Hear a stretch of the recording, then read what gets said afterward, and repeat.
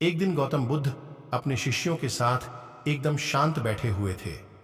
उन्हें इस प्रकार बैठे हुए देख शिष्य चिंतित हुए कि कहीं वह अस्वस्थ तो नहीं है। एक शिष्य ने उनसे पूछा कि आज वह मौन क्यों बैठे हैं, क्या शिष्यों से कोई गलती हो गई है? इसी बीच एक अन्य शिष्य ने पूछा कि क्या वह अस्वस्थ हैं, पर बुद्ध मौन रहे।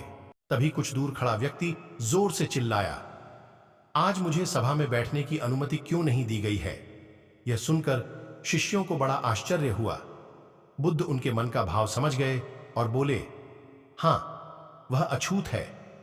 इस पर कई शिष्य बोले, हमारे आश्रम में जात पात का कोई भेद ही नहीं, फिर वह अछूत कैसे हो गया?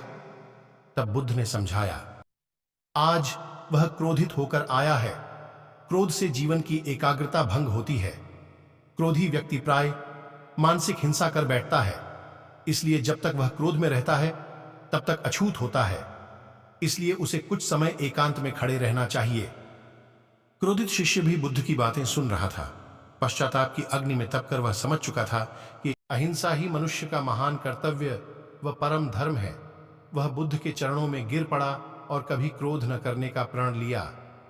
बुद्ध आंखें बंद करके ध्यान मग्न हो गए। वह व्यक्ति फिर से चिल्लाया, मुझे प्रवेश की अनुमति क्यों नहीं मिली? इसी बीच एक उदार शिष्य ने उसका पक्ष लेते हुए कहा कि उसे सभा में आने की अनुमति प्रदान की जाए। बुद्ध ने आंखें खोलीं और बोले, नहीं, वह अछूत है, उसे आज्ञा नहीं दी जा सकती। आशय यह है कि क्रोध के कारण व्यक्ति अनर्थ कर बैठता है और पश्चाताप उसे बाद में होता है, जिसका कोई लाभ नहीं मिलता। इसलिए हमें क्रोध नहीं करना चाहिए। असल मायने में क्रोधित व्यक्ति अछूत हो जाता है और उसे अकेला छोड़ देना चाहिए।